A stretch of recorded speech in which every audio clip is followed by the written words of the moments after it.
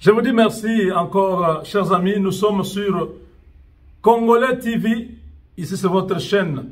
Partagez la vidéo, partagez ces vidéos. Beaucoup de gens nous attendent sur le Congo est à nous.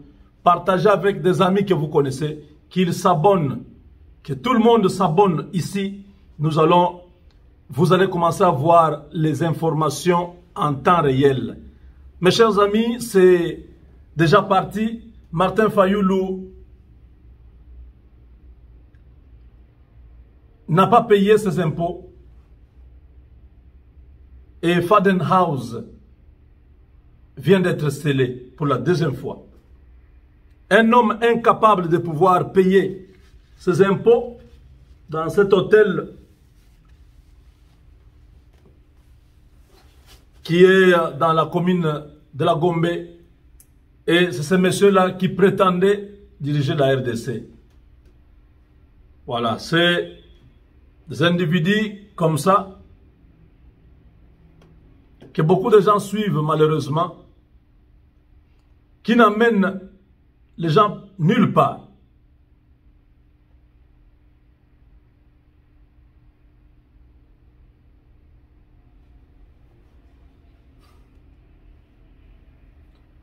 Mes chers amis, l'Est du Congo préoccupait tout le monde il y a quelque temps.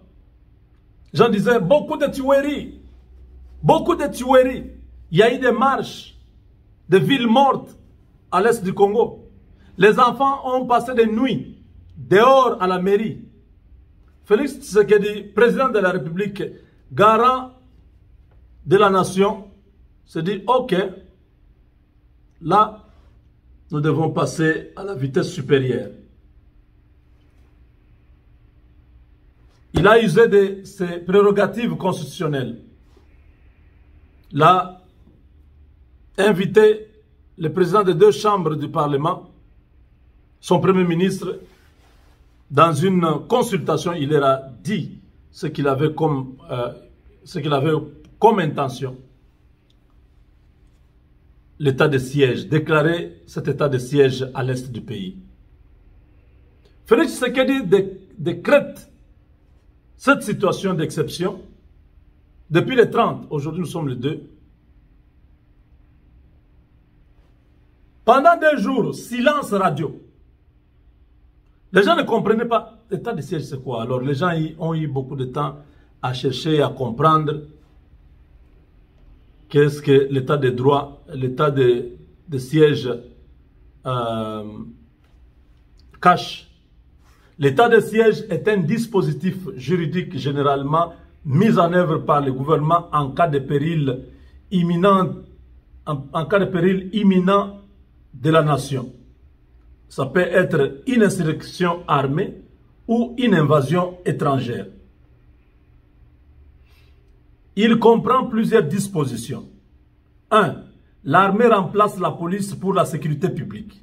Il n'y aura plus de police, c'est l'armée qui va entrer en jeu. La police va rester à la maison. 2. Certaines libertés de l'état de droit, c'est-à-dire la circulation, peut être restreinte. Les manifestations peuvent être refusées. L'expression, la liberté d'expression peut être un sujet à discussion. Toutes ces dispositions sont strictement suivies par les militaires. 3. Les médias sont contrôlés. Vous ne pouvez pas dire n'importe quoi. Vous ne pouvez pas faire n'importe quelle déclaration au risque de te faire arrêter.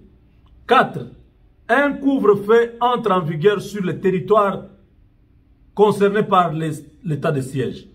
5. La mobilisation nationale peut être décidée. 6. Mobilisation, c'est-à-dire on peut demander aux jeunes d'aller dans l'armée. On peut faire beaucoup de choses avec toute la population. 7. Les tribunaux civils sont remplacés par les tribunaux militaires. Les autorités politiques sont remplacées par les autorités militaires. 8. La surveillance accrue de la population.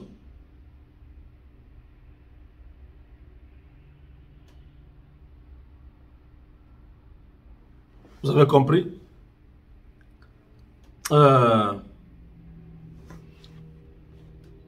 Quand Félix Tshisekedi a annoncé l'état de siège,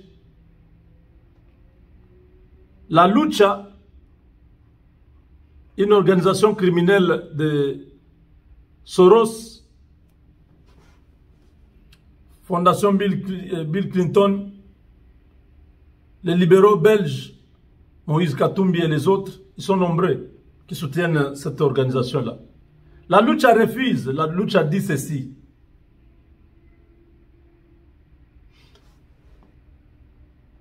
La Lucha demande au président de la République de surseoir l'état de siège. Ça c'est de 1.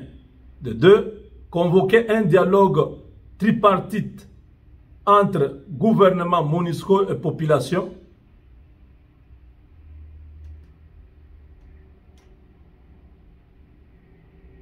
Est-ce que vous trouvez ça normal?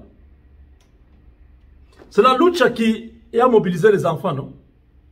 De rester dehors, de dormir dehors. Félix Tshisekedi qui connaît bien ce qu'est la Lucha et tous les autres aventuriers qui étaient en train de chercher à gagner derrière cette affaire des enfants, manipuler les enfants, faire sortir les gens dans la rue. Je vous ai dit, je veux que la MONUSCO parte. Mais la manière dont les choses s'accélèrent à l'Est, je ne comprends rien. C'est comme s'il y a quelqu'un qui est en train de mettre tout en musique pour que ça barde et que Félix Tshisekedi se retrouve dans les problèmes. Nous allons faire partie de la MONUSCO normalement. Mais ça, on commence à provoquer la MONUSCO, on va les chercher à se battre avec la MONUSCO. Je dis, quelque chose est suspect. Là, la Lucha demande qu'il y ait qu'on puisse surseoir, c'est-à-dire qu'on puisse d'abord, qu'on ne parle pas d'abord de l'état de siège, qu'on puisse aller organiser un dialogue là-bas. Vous pensez vraiment que ces gens de la Lucha sont sincères? Ces gens de la Lucha sont dans les crimes, ils sont parmi les ADF Nalula. Les gens de la Lucha sont en train de travailler avec les ennemis du peuple. Parce que cette décision est une décision salvatrice pour tout l'Est du Congo. L'état de siège, on ferme toutes les frontières. Les militaires prennent contrôle de toute la vie de cette partie pour arriver à terminer cette affaire une fois pour toutes. La Lucha refuse. Donc la Lucha ne veut pas que l'insécurité termine à l'Est. La Lucha ne veut pas que les militaires qui sont arrivés puissent remplacer ceux qui étaient là. La Lucha ne veut pas l'état de siège. Il veut un dialogue. Vous ne voyez pas que ces gens sont dans cette affaire. Quel dialogue on n'a pas tenu à l'Est? Lesquels? Quel dialogue? On vous connaît maintenant. Chers compatriotes, la Lucha est parmi les ADF Nalou. Voilà. Maintenant qu'on a pris la décision d'éradiquer ce virus des criminels, la Lucha refuse. C'est comme les militaires dont je vous ai dit ce matin, que les hauts gradés, les généraux et les autres ne veulent pas, ils veulent créer une mutinerie. La Lucha entre dans la même logique de mutinerie. Ils ne veulent pas que les choses changent. Ils veulent que ça continue. Toye Bibino, avec Dieu, nous vaincrons. Nous allons vous combattre jusqu'à mettre fin à cette histoire de l'Est.